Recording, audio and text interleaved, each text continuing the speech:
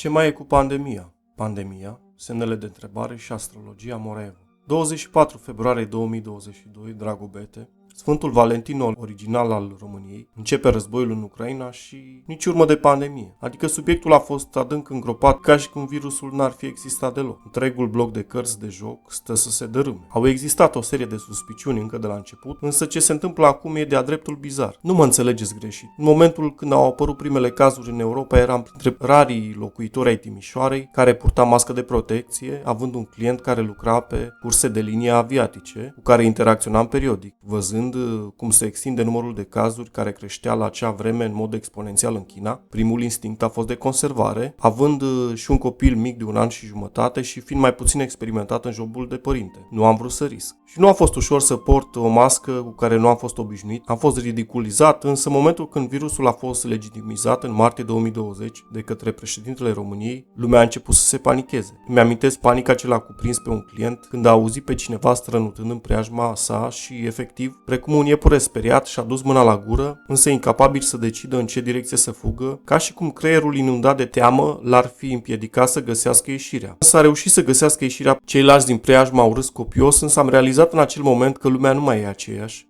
După acel incident minor, mi-am dat seama că lumea s-a ghidat cel puțin o bună parte doar după leadership, incapabilă de a lua decizii de la sine, așteptând decizii de la centru, frica înlocuind logica și orice urmă de raționament. Media a început să vină cu informații, s-au creat emisiuni fact-check, precum în Statele Unite ale Americii. Chiar un prieten îmi zicea că dacă nu m-am vaccinat, fac parte din tabăra antivacciniștilor. Nici nu am știut că fac parte dintr-o tabără anume dacă mă tem să bag în mine un ser al unor companii farmaceutice în care nu am încredere. După ce am citit cartea scrisă de whistleblower John Virapân, Efectul secundar moartea, carte care m-a terifiat și pe care vă recomand, în care este vorba de abuzurile companiei care activează și acum pe piață, Eli Lilly, o companie care a mituit în stânga și în dreapta pentru a putea să-și pună pe piețele din SUA, dar și în Europa, medicamente controversate în ciuda efectelor adverse, devastatoare asupra copiilor și nu numai, printre care și agresivitate extremă, dar și sinucidere. Totul s-a schimbat. Așa că, precum spuneam mai devreme, o serie de chestiuni ce au fost considerate teoria conspirației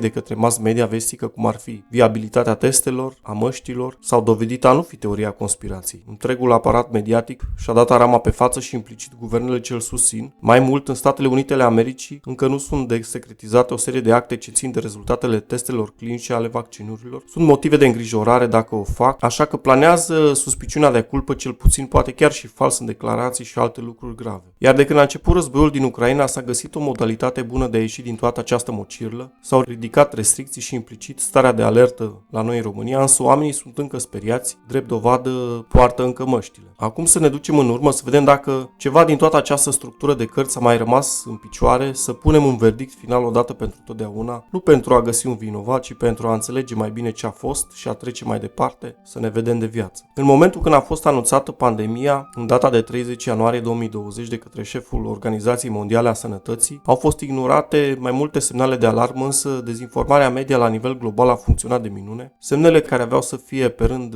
confirmate după acea vreme au fost testele PCR. Acestea nu au fost create inițial pentru a depista această boală, o declara însuși cel care le-a creat și care în mod întâmplător a murit între timp. Fusese etichetat ca un mit propagandist, dar s-a dovedit a fi real, cel puțin acest lucru reiese după ce citim ce scrie pe pagina oficială a Centrului pentru Prevenirea și Controlul Bolilor din Statele Unite ale Americii, sau CDC, citez. După 31 decembrie 2021, CDC va retrage cererea adresată Administrației Alimentelor și Medicamentelor, FDA americană, pentru autorizarea de utilizare în situații de urgență, EUA, a CDC 2019 Novel Coronavirus 2019 nCoV Real-Time RT-PCR Diagnostic Panel, test introdus pentru prima dată în februarie 2020 numai pentru detectarea SARS-CoV-2. CDC oferă această notificare prealabilă pentru ca laboratoarele clinice să aibă timp adecvat pentru a selecta și implementa una dintre numeroasele alternative autorizate de FDA. În pregătirea pentru această schimbare, CDC recomandă laboratoarelor clinice și centrelor de testare care au folosit testul CDC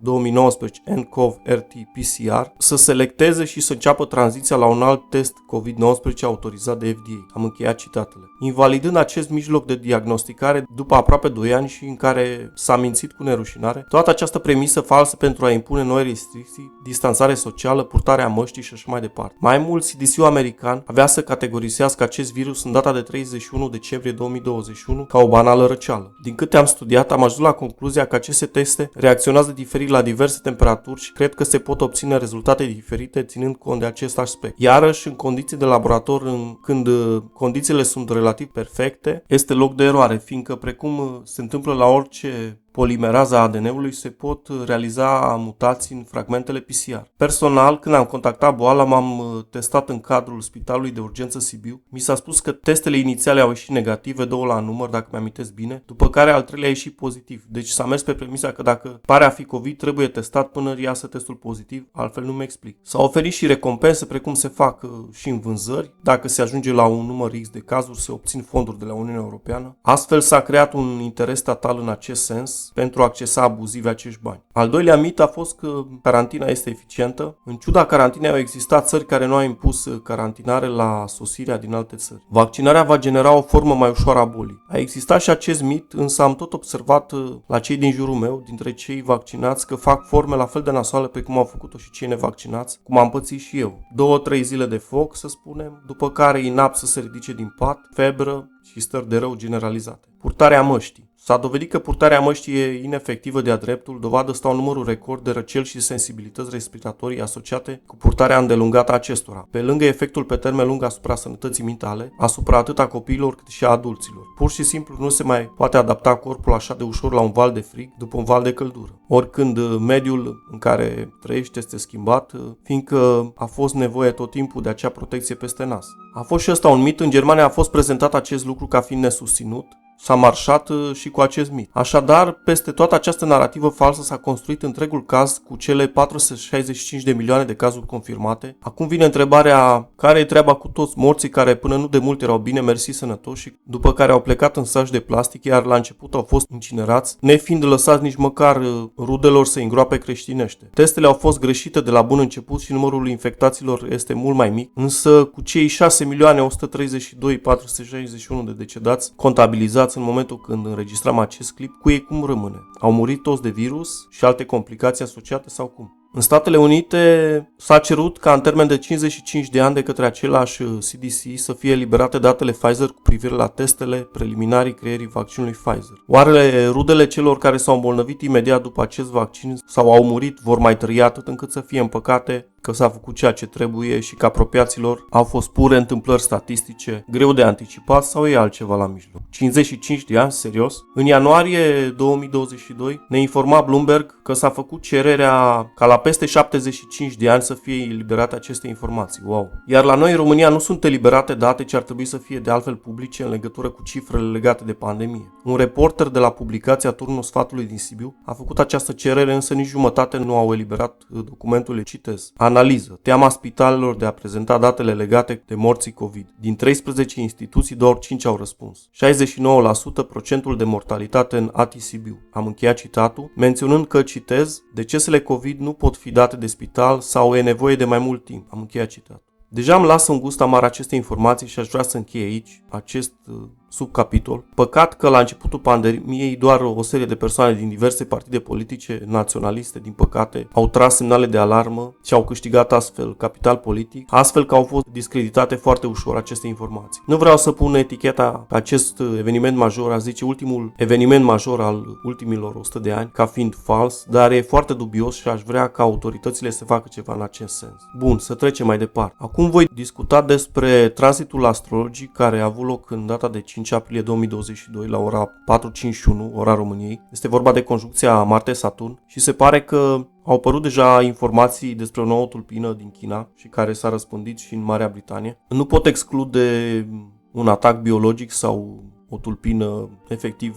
creată de un guvern străin, fiindcă această conjuncție are loc la 22 de grade, iar acest grad în astrologie este asociat omuciderii. Acest tranzit presupune în principal impunerea imediată și fără echivoc a unor reguli, uneori chiar sub amenințarea unor amenzi, chiar a armei sau altor mijloace, deci rămâne să vedem cum se va dezvolta acest aspect, însă nu m-ar mira fiind tranzitul învărsător să fie ceva ce ține de câmpul informațional cu privire la internet, să se dea legi idiote restrictive motive cu privire la răscolirea trecutului pandemiei să se interzică acest subiect într-o formă sau alta. Oricum, având în vedere că aberații s-au discutat în ultimul timp, inclusiv acea lege anti-exprimare publică, orice este posibil, cel puțin în România. Pentru cei ce doriți să faceți parte dintr-un studiu astrologic anonim asupra impactului pe care l-a avut acest vaccin, mă ofer să fac cercetări în mod gratuit asupra felului cum s-a intersectat acest vaccin cu vulnerabilitățile din organismul dumneavoastră, fiindcă am observat deja la câteva persoane că în momentul injectării vaccinului s-a interferat cu vulnerabilitățile ce țin de substanțe